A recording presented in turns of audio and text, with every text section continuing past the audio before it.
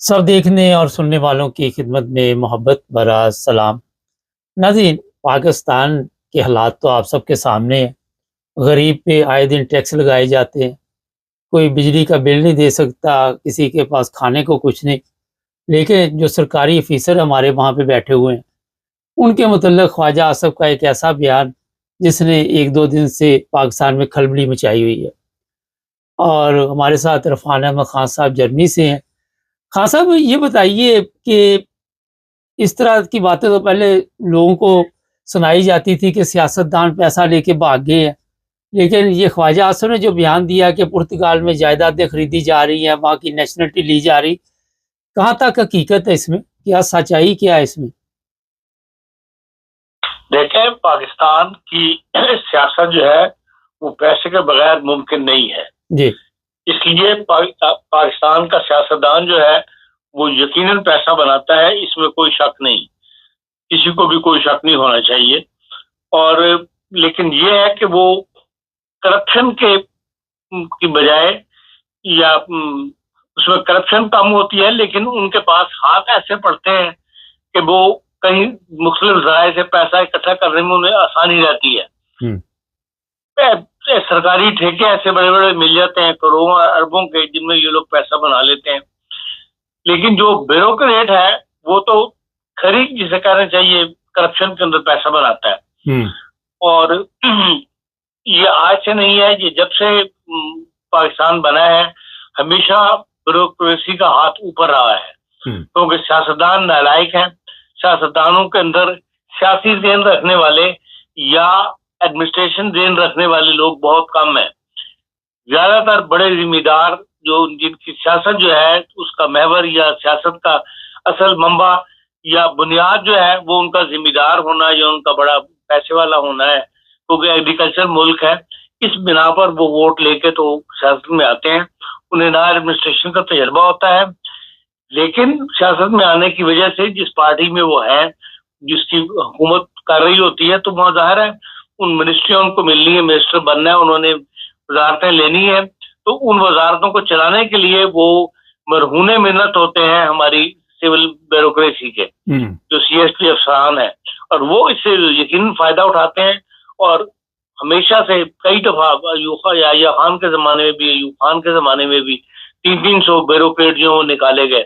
अब वो पहले वाला सिस्टम तो खत्म हो गया कि ब्यूरोक्रेट का बाहर निकालना, करप्शन के इल्जाम में फारिग करना, लेकिन यह है कि वो ब्यूरोक्रेसी से पहले से ज्यादा हावी हो गई है। और इसमें मुस्लिम लीग के जो नवाज शरीफ साहब की जो दौरे हुकूमत है उसमें ये ज्यादा खुलकर सामने आए और ब्यूरोक्रेट से ज्यादा इक़्तिदार पर, मिनिस्ट्री पर कब्जे किए, एडमिनिस्ट्रेशन पूरी अपने हाथ में रखी है। और इनकी देखा देखी ये खेल ज्यादातर पंजाब में खेला गया है, और इनकी देखा देखी अब दूसरे सूबों में भी खुल के जो है वो ब्यूरोक्रेट जो है करप्शन करते हैं। और ये मेरे जाती इल्म में है कि भाई बड़े बड़े पुलिस अफसरान, आपके बड़े बड़े ब्यूरोक्रेट जो हैं 20-21 ग्रेड 22 ग्रेड के, इन्होंने कनाडा में और पुर्तगाल में भी और दूसरे ममालिक के अंदर जो है वो जायदादें खरीदनी है। पुर्तगाल में क्योंकि जायदाद सस्ती है, वहाँ की इमिग्रेशन सस्ती पड़ती है उनको, इसलिए अब इधर का रुख हो गया है। वरना पहले कनाडा में कम से कम 200 बंदों को तो मैं जानता हूँ जिन्होंने कनाडा के अंदर इमिग्रेशन ली है, खरीदी है पैसे दे के बकायदा, क्योंकि वहाँ का कानून इस किस्म की राय देता है कि आप पैसे दे के इमिग्रेशन ले सकते हैं। और कई दफा ये असेंबली में भी बात आई है, लिस्टें पेश की गई हैं कि इस ब्यूरोक्रेट ने जो है वो वहां पर कनाडा में अब ये रुख जो है उन ममालिक की तरफ बढ़ गया है जिधर के सस्ती है इमिग्रेशन, जायदादें सस्ती हैं, वहां पे बिल्डिंगें खरीद लो, 2-4 मकान खरीद लो तो वहाँ इमिग्रेशन मिल जाती है, तो वो सस्ती पड़ रही है। तो वो ख्वाजा आसिफ साहब की बात गलत नहीं है, लेकिन ख्वाजा आसिफ साहब ब्यूरोक्रेट्स के साथ साथ सियासतदानों को भी बरी जमा नहीं करार दे सकते। सब सियासतदान भी उतने करप्ट है जितने के ब्यूरोक्रेट है। हाँ, जहाँ ब्यूरोक्रेट का हाथ पड़ता है वो वहाँ जरूर हाथ मार लेते हैं, जहाँ सियासतदानों का हाथ पड़ता है वो सियासतदान हाथ मार लेते हैं। हाँ, जो सियासी क्यादत है, चाहे वो मुस्लिम लीग नून की हो, चाहे वो पीपल्स पार्टी हो, किसी भी हो, वो सबसे ज्यादा करप्ट है सियासतदानों के अंदर। ख्वाजा आसिफ साहब जैसे बहुत कम है जिनके हाथ بالکل صاف تو نہیں ہے، لیکن انہوں نے اس طریقے پہ پیسہ نہیں بنایا کہ ہر طرف سے پیسہ سمیٹا ہو، لیکن مسلم لیگ اور پیپلز پارٹی کی قیادت نے یقیناً ایسا ہی کیا کہ ہر طرف سے پیسہ بنایا ہے اور اس پیسے کو باہر لے کر گئے ہیں۔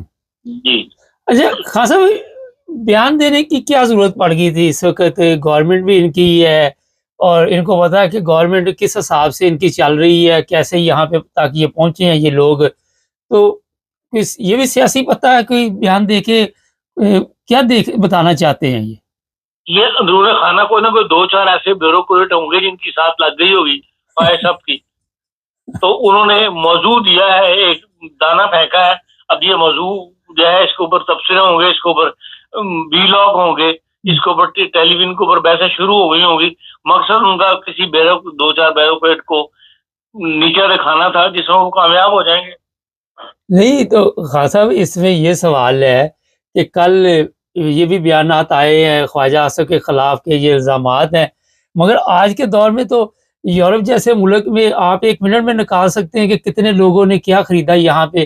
یہ تو میرا خیال میڈیا جو جس طرح اتنی تیز ہو چکی ہے، سارا کچھ باہر آ جاتا ہے، لیکن کوئی نہیں بتائے گا۔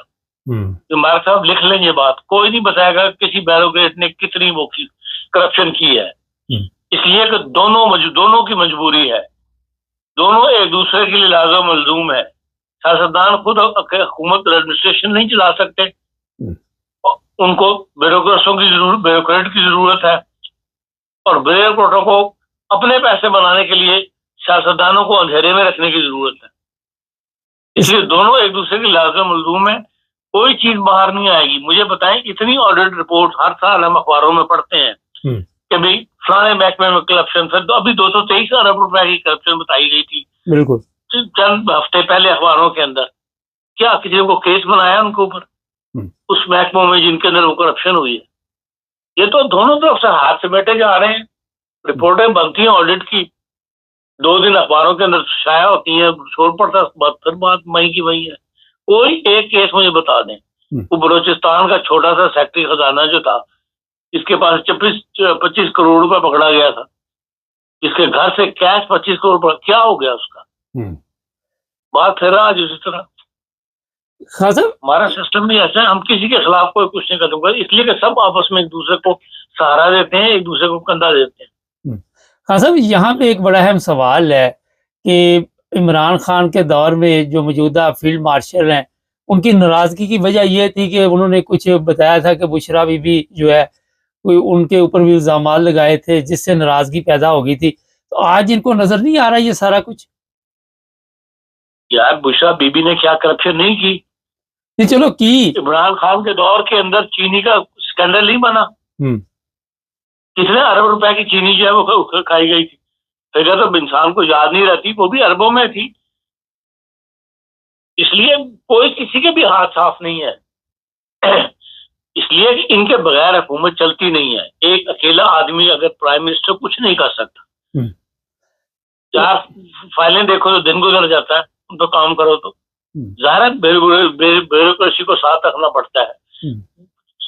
جب ایماندار قوم ہی پوری ایماندار نہیں تو کوئی بھی آ جائے، کوئی بھی، میرے پہلے کوئی شرکت دیکھ لے، جب تک قوم کے اندر ایمانداری پیدا نہیں ہوگی، یہ ایک ماحول بن چکا ہے اس وقت پاکستان میں کہ بھئی جتنا لوٹ سکتے ہو اس ملک کو لوٹ لو، ہر کوئی دیکھ رہا ہے کہ بھئی ایک دوسرے کو لوٹ رہے ہیں، ایک دوسرے کی جیبیں کاٹ رہے ہیں، تو لوگ جو ہے وہ مطلب اس طرف آ گئے ہوئے ہیں کہ بھئی جس کا جہاں دل لگتا ہے، چپراسی کا جب 10 روپے پہ دل لگتا ہے وہ 10 روپے بھی چیز نہیں چھوڑنے کے لیے تیار، جس کا کروڑوں پہ ہاتھ پڑتا ہے وہ کروڑوں پہ لینے تیار۔ یہ اس وقت پاکستان کا ماحول ہی ایسا بن چکا ہے حکومت کا کہ جس کا جہاں دل لگ رہا ہے وہ اپنے پیسے بنانے کے لیے درپے ہے۔ اس لیے آپ یہ بات چھوڑ دیں، کرپشن، اب کوئی کرپشن نہیں رہی پاکستان میں، برائی کوئی برائی نہیں رہی پاکستان میں، کسی کو برائی نظر نہیں آتی، کوئی برائی محسوس نہیں کرتا، جھوٹ کو لوگ جھوٹ سمجھتے نہیں ہیں۔